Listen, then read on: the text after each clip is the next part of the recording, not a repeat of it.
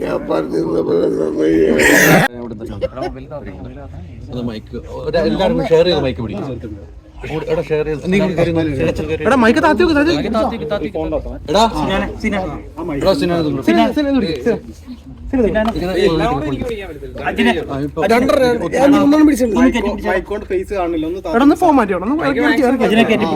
റെഡിയല്ലേ ചേട്ടാ? സിനിമ കണ്ടു, ഞാൻകുട്ടം പൊളിച്ചോ? ഞാൻ പറഞ്ഞു കൊടുത്ത പോലെ തന്നെ പിന്നീടും ധ്യാനം നന്നായി ചെയ്തു. ഒന്നും പറഞ്ഞു കൊടുത്തിട്ടില്ല. ഇങ്ങനെ ഒന്നും തെറ്റാതെ അവിടെ ചെയ്തു. എനിക്ക് തന്നെ അത്ഭുതമായി. ഒന്നും പറഞ്ഞു കൊടുക്കാതെ എല്ലാം പറഞ്ഞു കൊടുത്ത് ഒന്നും തെറ്റിച്ചില്ല, എല്ലാം കറക്റ്റ് ചെയ്തു. ഇങ്ങനെ പറഞ്ഞു കൊടുക്കുന്നത് ഒന്നും തെറ്റാതെ ചെയ്യുന്ന ആൾക്കാർ വളരെ കാണുമെന്നുള്ള പ്രയാസം. എങ്കിലും ധ്യാന്റെ പെർഫോമൻസ് കണ്ടിട്ട് ഒരു ഒരു അച്ഛനെന്ന നിലയില് താൻ കൂടെ സ്നേഹിച്ച ഒരു രംഗത്താണല്ലോ, അപ്പം അതില് അഭിമാനം കൊള്ളുന്നുണ്ടോ? എല്ലാം ഞാൻ പറഞ്ഞു കൊടുത്ത വിദ്യയാണ്. അപ്പൊ എനിക്കൊന്നും പുതുതായിട്ട് തോന്നിയില്ല. നല്ലൊരു വിദ്യാർത്ഥിയാണ്.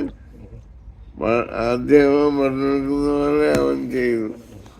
ഇപ്പം ബേസിക്കലി സിനിമ കണ്ട എല്ലാ പ്രേക്ഷകരും പറയുന്നതെന്ന് പറഞ്ഞത് ശ്രീനേട്ടന്റെ പഴയ ശ്രീനേട്ടൻ എഴുതിയ പല ചിത്രങ്ങളിലെയും ഓർമ്മ വന്നു. ഞങ്ങൾക്ക് അടക്കം പല നൊസ്റ്റു അടിച്ചു. ലാലേട്ടനെയും ശ്രീനേട്ടനെയും ഇടക്കിടക്കൊക്കെ ശ്രീനില് മിന്നി മാഞ്ഞു പോയി എന്ന ഒരു അഭിപ്രായമൊക്കെ പല ആളുകൾ രേഖപ്പെടുത്തുന്നു. അപ്പം ശ്രീനേട്ടനും ആ നൊസ്റ്റു കിട്ടിയോ? അത് കിട്ടി. ഒരു ദാസനും വിജയനെയൊക്കെ ചെറുതായിട്ട്. ഈ പണ്ട് 10 വർഷം മുമ്പ് ഞാൻ സിനിമയിലൊന്നും അഭിനയിക്കാമെന്ന് ചോദിച്ചപ്പം വർക്ക് പറഞ്ഞ് ഓടിച്ചതാ. ഓർക്കുണ്ടോ? അതിപ്പോ എങ്ങനെ അഭിമാനമല്ലേ? അന്ന് വഴക്ക് പറഞ്ഞുകൊണ്ടാണോ ഞാൻ ഇത്രയും നന്നായത്?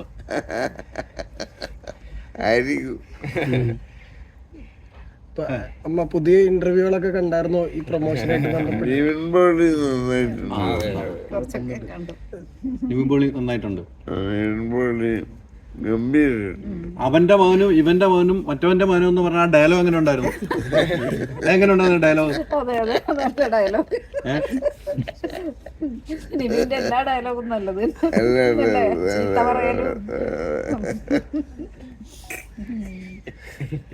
ഈ മലയാളികൾക്ക് ഏറ്റവും ഇഷ്ടപ്പെട്ട സ്പൂഫുള്ള സർക്കാസമുള്ള ചിത്രങ്ങളാണ് ശ്രീനേട്ടൻ ചെയ്തു വെച്ചിരിക്കുന്നത്.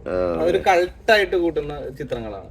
അപ്പൊ പിന്നീട് ഇപ്പം നോക്കാൻ നേരത്ത് വിനീതേട്ടൻ ബേസിക്കലി അത്തരത്തില് സ്പൂഫൊക്കെ ചിലയിടത്തൊക്കെ ഇങ്ങനെ ഇപ്പോഴത്തെ മലയാള സിനിമയുടെ കറന്റ് സിറ്റുവേഷന് കറന്റ് സിനാരിയോ ഒക്കെ ഇങ്ങനെ മെൻഷൻ ചെയ്തു പോകുന്നുണ്ട്. അപ്പൊ അത് എങ്ങനെ ഉണ്ടായിരുന്നു? എൻജോയ് ചെയ്തു? ചേട്ടാ അതിനകത്ത് കണ്ടപ്പോ എല്ലാ ഭാഗങ്ങളും ഏറ്റവും ഇഷ്ടപ്പെട്ടത് തോന്നിയതായിരിക്കും? ഏറ്റവും ഇഷ്ടപ്പെട്ടത് ഏതാണ്? ആ ഓരോ സീനുകൾ നോക്കുമ്പോൾ ഏറ്റവും ഇഷ്ടപ്പെട്ട സീൻ ഏതാണ് ധ്യാൻ ചെയ്തത്? കൗണ്ടറിനൊരു കുറവില്ല. അല്ല എങ്കിലും ഇരുന്ന് കണ്ടാണല്ലോ, അപ്പം നമ്മുടെ മനസ്സിലുണ്ടല്ലോ. നിങ്ങൾ ഇപ്പൊ നേരത്തെ ചോദിച്ച പോലെ ദാസനും വിജയനും എന്ന് പറഞ്ഞ ഒരു കോമ്പിനേഷൻ നമ്മൾ ആ സിനിമയിൽ കാണുന്നുണ്ടല്ലോ. അത് ഇപ്പൊ ധ്യാനിൽ നിന്നും അതോടെ തന്നെ പ്രണവിൽ നിന്നും നമ്മൾ കാണുവാണ്. അതെങ്ങനെയാണ് ഒന്ന് പ്രണവിന്റെ അഭിനയവും ധ്യാന്റെ അഭിനയവും വെച്ച് നോക്കുമ്പോൾ എങ്ങനെയാണ് ശ്രീചേട്ടൻ മനസ്സിലായത്? പ്രണവും ധ്യാനവും ഒരുമിച്ച് നല്ലത് ഇല്ലേ? അവര് കാണിച്ചിട്ടില്ല, അവരെ മിമിക്രി കാണിച്ചിട്ടില്ലല്ലോ. അവരവരുടേതായ ശൈലിയിൽ അവതരിപ്പിക്കുന്നത്. അതുകൊണ്ട് ഞാനും ലാലും ചെയ്തതിന്റെ അനുകരണം എന്നൊരു സ്ഥലത്ത് ഫീൽ ചെയ്തില്ല. ഇനി ഒരു സീനിയേട്ടന്റെ സ്ക്രിപ്റ്റ് വിനീത് ശ്രീനിവാസന് കൊടുക്കാറായോ? സ്ക്രിപ്റ്റ് അവൻ എടുക്കുവോ? ഞാൻ നായകനെ വെക്കാൻ അല്ല, അവര് ഒരുപാട് ആഗ്രഹിക്കുന്നുണ്ട് അങ്ങനത്തെ ഒരു മുഹൂർത്തത്തിന്, പലപ്പോഴും പറഞ്ഞിട്ടുണ്ട്. ഇതുവരെ ചോദിച്ചില്ല. ചോദിച്ചാ കൊടുക്കും. വേണ്ടി വന്നാൽ കൊടുക്കും. ഈ ലാലേട്ടനും ശ്രീചേട്ടൻ ഒത്തിരി സിനിമകൾ ചെയ്തു വെച്ചിട്ടുണ്ട്. അതുപോലെ തന്നെ ഇനിയും നിങ്ങളൊന്ന് ഒരുമിക്കണമെന്ന് പ്രേക്ഷകർക്ക് ഒത്തിരി ആഗ്രഹമുണ്ട്. അങ്ങനെയൊക്കെ ഒരു നമ്മുടെ ശരീരമൊക്കെ നന്നായി ഒരു അസുഖങ്ങളിൽ നിന്നും മാറിക്കുമ്പോൾ അങ്ങനെ ഒരു ഒന്നിച്ചൊരു സിനിമയാണെന്ന് ശ്രീചേട്ടനും ആഗ്രഹമുണ്ടോ? ചില സംഗതികളൊക്കെ നടക്കാൻ സാധ്യതയുണ്ടെന്നാണ് ഇപ്പൊ തോന്നുന്നത്. ഇന്നും അതുപോലെയുള്ള ചില സംഭവങ്ങൾ ഡിസ്കസ് ചെയ്യപ്പെട്ടിട്ടുണ്ട് വീട്ടിൽ വെച്ച്. അതൊക്കെ നടക്കാൻ സാധ്യതയുണ്ട്, കുറച്ച് കഴിയും. ഒന്നാമത് നമ്മള് ആരോഗ്യപരമായിട്ട് അത്ര ശരിയല്ലാത്തതാണ് ഒരു കാര്യം, നടക്കാത്തതിൻ്റെ കാര്യം. പിന്നെ ശരീരം മെച്ചപ്പെട്ടാൽ ചില കാര്യങ്ങളൊക്കെ നടക്കും. നടക്കണം. ഈ പ്രായമായിട്ടുള്ള ധ്യാനം ഉണ്ടല്ലോ, ഈ പ്രായമായിട്ട് 70 വയസ്സായിട്ടുള്ള ആളായിട്ട് അഭിനയിച്ച ഒരു ധ്യാനെ ശരിക്കും എങ്ങനെയാ സാർ നോക്കി കാണണേ? അല്ല, അതൊക്കെ അത് ഞാൻ പറഞ്ഞില്ല, ഈ ക്യാരക്ടർ അതൊക്കെ ഞാൻ പറഞ്ഞു കൊടുത്തത്. ഈ ക്യാരക്ടർ ആർക്കിൽ തന്നെ വളരെ ഡിഫറെന്റ് ആയിട്ടുള്ള സംഗതിയാണ്. ഒരു മനുഷ്യന്റെ പല കാലഘട്ടങ്ങളെ അടയാളപ്പെടുത്തുന്ന ഒരു ക്യാരക്ടറാണല്ലോ ധ്യാൻ ചെയ്തിരിക്കുന്നത്. അപ്പം ബേസിക്കലി ധ്യാന്റെ അഭിനയം ധ്യാൻ ഇവന് ഇത്രയൊക്കെ ആയോ എന്ന് കണ്ടപ്പോ ഒന്നും തോന്നിയില്ല.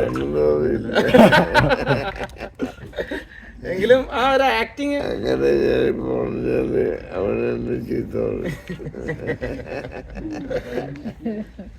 ശ്രീനേട്ട, പണ്ട് കെ ജോർജ് സാറിന്റെ മേള സിനിമയില് മമ്മൂക്കാനെ കൊണ്ടുവന്നത് സാറെന്ന് പറഞ്ഞൊരു ഇത് വന്നിട്ടുണ്ടായിരുന്നു. അപ്പൊ ഈ സിനിമയില് രണ്ട് കൂട്ടുകാരന്മാരെ സൗഹൃദങ്ങൾ ഒരു സിനിമ ഉണ്ടാക്കുക എന്നുള്ളൊരു ഇതാണ്. പഴയ ഓർമ്മകൾ ഓർത്തെടുക്കുമ്പോഴുള്ള അനുഭവങ്ങൾ എന്തൊക്കെയാണ് ശ്രീനേട്ടന്റെ? അത് അതിൻ്റെ ഫിലിം ഇൻസ്റ്റിറ്റ്യൂട്ടിൽ, ചെന്നൈയിലെ ഫിലിം ഇൻസ്റ്റിറ്റ്യൂട്ടിൽ പിന്നെ എൻ്റെ അദ്ദേഹമായിരുന്നു പ്രഭാകരൻ എന്ന് പറയുന്നത്. അദ്ദേഹമായിരുന്നു മേള എന്ന് പറയുന്ന സിനിമയുടെ പ്രൊഡ്യൂസർ. അപ്പം അദ്ദേഹത്തിൻ്റെ ദുബായിലുള്ള 2 സുഹൃത്തുക്കളാണ് പ്രൊഡ്യൂസേഴ്സ്.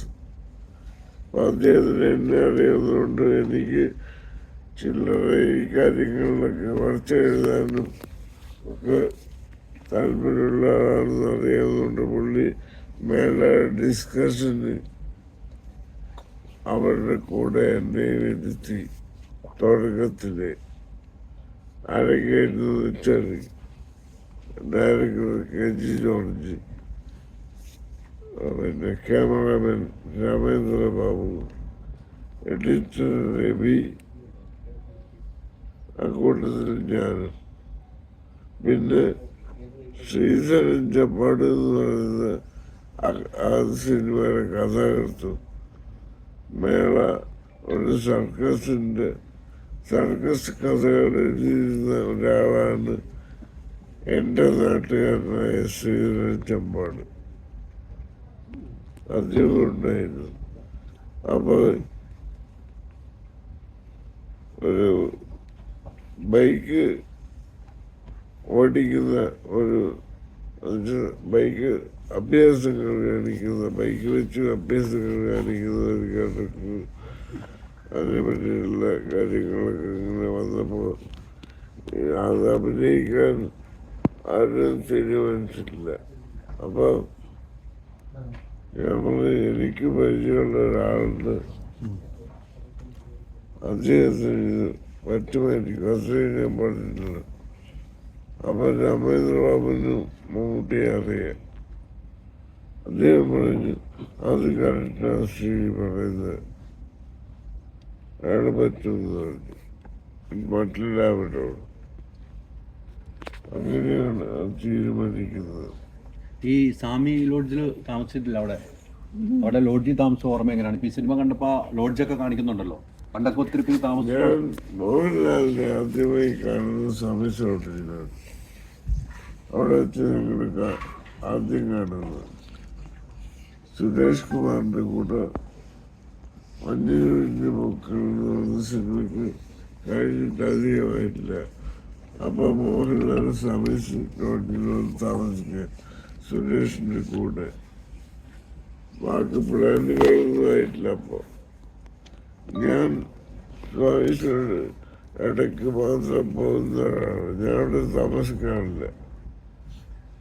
അങ്ങനെയൊക്കെ പോയപ്പോഴാണ് ഇവരെ കാണുന്നത്. അങ്ങനെയാണ് കണ്ടത്. അന്ന് സിനിമയുടെ കാര്യങ്ങളൊന്നും സംസാരിച്ചത് സുരേഷ് കുമാർ ഉണ്ടായിരുന്നു മോഹൻലാലിന്റെ കൂടെ. ഈ പഴയ കോടമ്പക്കം ഇപ്പം റീസെറ്റ് ചെയ്തിരിക്കുകയാണല്ലോ, അത് അരൂര് സെറ്റ് ഇട്ടിട്ടാണ് വിനീത് ഏട്ടൻ അത് ചെയ്തിരിക്കുന്നത്. അരൂര് അരൂര് സെറ്റ് ഇട്ടിട്ടാണ് കോടമ്പക്കം ചെയ്തിരിക്കുന്നത്. അത് എങ്ങനെ ഉണ്ടായിരുന്നു അത് കണ്ടപ്പം? അതൊക്കെ നമ്മുടെ ഉദയനാനന്ദ സിനിമയില് കോടമ്പക്കം കുറച്ചൊക്കെ ഇതിനകത്ത് പിന്നെ സലിംകുമാറിന്റെ ക്യാരക്ടർ പിന്നെ ജേർണലിസ്റ്റായിട്ട് അഭിനയിക്കാൻ വേണ്ടി ഒരു വണ്ടി വരുമ്പോ അതൊക്കെ ഇട്ടാണത്. കോടമ്പക്കത്ത് സ്ഥിരമായിട്ട്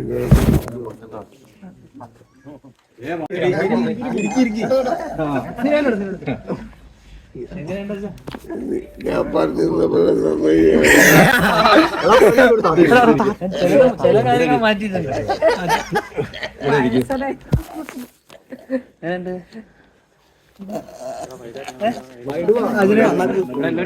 അച്ഛൻ പറഞ്ഞ എന്നാന്നറിയോ, അച്ഛൻ പറഞ്ഞു തന്നതാണ് അഭിനയിക്കുന്ന രീതിയും വിനീതിന്റെ അടുത്ത് ഡയറക്റ്റ് ചെയ്യാണ്. അത് അതേപടി നിങ്ങൾ അനുസരിച്ചു എന്നാണ് അച്ഛൻ പറഞ്ഞത്. എല്ലാം പറഞ്ഞു തന്നാണ്. എപ്പോഴാ പറഞ്ഞു?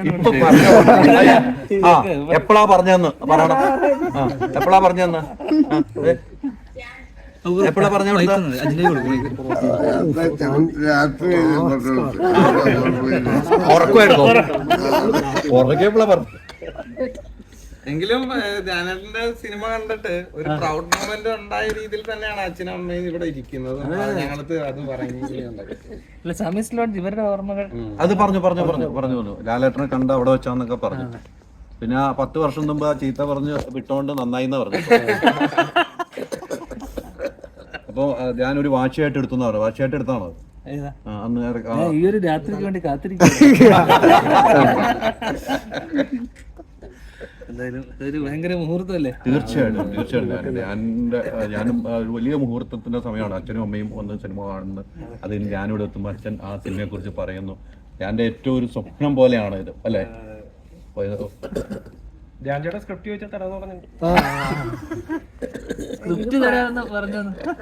പ്രണവും ധ്യാനം ഉടനെ എനിക്ക് ഭയങ്കര ഒരുമിച്ചായിട്ട് ഭയങ്കര സന്തോഷമായി കണ്ടിട്ട്. മനസ്സിലായോ?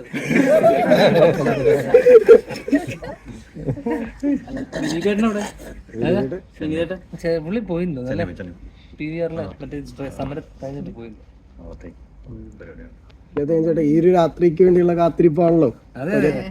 തിരക്ക് ശേഷം 2 പേരും കൂടെ വീണ്ടും ഒന്നിച്ചൊരു സിനിമ. സോ അതിന്റെ ഒരു പ്രൗഡ് മൊമെന്റ് എന്താ? പുറത്തുനിന്ന് കിട്ടുന്ന ഒരു റെസ്പോൺസ് കൂടി ഉണ്ടാവില്ല? അല്ല, ഞാൻ ഇന്ന് കണ്ടപ്പോഴേ പലരും നമ്മുടെ ഈ ഇന്റർവ്യൂ പരിപാടികളൊക്കെ കാണുന്ന പലരും അവരൊക്കെ ശരിക്കും ആഗ്രഹിച്ചു കണ്ടിരുന്നു ഞാൻ എൻ്റെ ഒരു നല്ല സിനിമ വരണമെന്നോ, എൻ്റെ അപ്പം ആ കുട്ടി ഒന്ന് സന്തോഷിച്ചോട്ടെ എന്നൊക്കെ. എൻ്റെ കഴിഞ്ഞ ദിവസത്തെ പലരും പറയുന്നത്, ഇന്റർവ്യൂ കണ്ട ഇഷ്ടപ്പെട്ട ആൾക്കാരൊക്കെ പറയുന്നത് അവൻ എങ്ങനെയെങ്കിലും ഒന്ന് സന്തോഷിച്ച് കണ്ടാൽ മതിയെന്ന്. ഇനിയെങ്കിലും നല്ല പടം ചെയ്യും, നന്നായി കൂടെ, അങ്ങനെയൊക്കെയാണ്. ഇനി ധ്യാൻ ഇപ്പൊ ചെയ്ത പടം കണ്ടല്ലോ ശ്രീചേട്ടാ, ഇനി ധ്യാൻ ചെയ്യാൻ ഭാവിയുണ്ടോ? ഇനി ഭാവിയുണ്ടോ? ഇനി നല്ല സിനിമയുള്ള ഭാവിയുണ്ടോ? എത്ര കാലം ഇങ്ങനെ പറയും?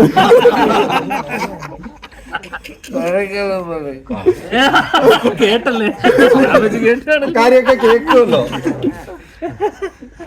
എന്തായാലും അമ്മയൊന്നും പറഞ്ഞില്ല. പടം നല്ലതെന്ന് പറഞ്ഞു. വിഷു തൂക്കിന്ന് പറഞ്ഞു. മോനെ വിഷു തൂക്കിന്ന് പറയാം. മോനെ എനിക്ക് ഭയങ്കര ഇഷ്ടമായി. അതിന് കരണേന്ദ്ര ചിരിച്ചാ പോരെ? കരണേന്ദ്ര അത് പറയാനൊന്നുമില്ല. വിഷു നമ്മള് തൂക്കോ? പോയി ഇതെന്താ മോനെ നിങ്ങൾ അല്ല ഈ ഡാനൂട്ടാന്ന് മാത്രമല്ലേ വിളിക്കാറുള്ളൂ?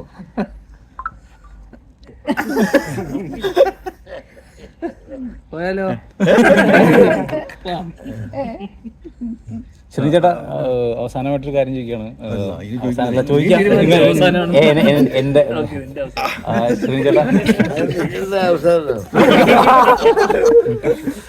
ചേട്ടന്റെ എല്ലാത്തരം തിരക്കഥകളിലും കൂടുതലായിട്ട് ആക്ഷേപാസ്യമായിട്ടുള്ളൊരു തിരക്കഥകൾ നീളം എടുത്ത് നിൽക്കുന്ന ഒരു കാര്യമായിരുന്നു.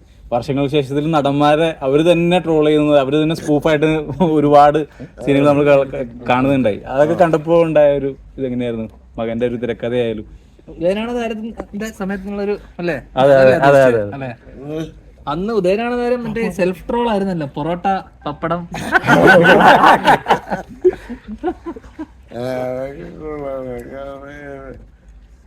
ഹ്യൂമർ ഉണ്ടല്ലോ അതിലൊക്കെ തീർച്ചയായിട്ടും. പിന്നെ നിവിൻ്റെ ഒക്കെ തമാശകൾ ഗംഭീരമായിട്ട് ഇഷ്ടപ്പെട്ടു. അത് ഇപ്പോഴത്തെ മറ്റേ സെൽഫ് ട്രോള് പോലെയാ ഇപ്പോഴത്തെ, സ്വയം കളിയാക്കി. കളിയാക്കലിന്റെ ആചാരാണല്ലോ. എന്താ മകന് കിട്ടൂലേ അല്ലേ? കിട്ടൂലേ? ഇപ്പഴും കിട്ടിയെന്ന് പറയണില്ല. ബേസിൽ വിളിച്ചോ ചേട്ടാ? അല്ല, നാളെ നമ്മള് അവൻ ഇരിക്കുന്ന അവന്റെ സ്ഥലത്തേക്ക് പോയാൽ അവിടെ ആഘോഷം നടത്താനാണ് കണ്ടോ തൃശ്ശൂർ രാഗത്തില് നാളെ വരുവാ. അപ്പൊ ഇക്കൊല്ലം നമുക്ക് സാധാരണ ഒരു പടം ഉണ്ടാവും. നാളെ എല്ലാരും വന്നം. നാളെ അവിടെ വെച്ചാണ് വിഷുസദ്യ ഒരുക്കിയിരിക്കുന്നത്. വൈകിട്ട് അവിടെ ആക്കാം തൃശ്ശൂർ. അപ്പൊ നമുക്ക് ഇതിന് മുന്നിൽ മുങ്ങില്ല വരാന്ന് പറഞ്ഞിട്ടുണ്ട്, പക്ഷെ അവൻ വാ തുറക്കരുത്. ഞാൻ ചെയ്യാൻ സമയം കാരണം തിയേറ്റർ അടുത്ത ഷോയ്ക്ക് കയറാനുണ്ട്. ഷോ കയറിയാലുള്ളവർക്ക് പൈസ കിട്ടും.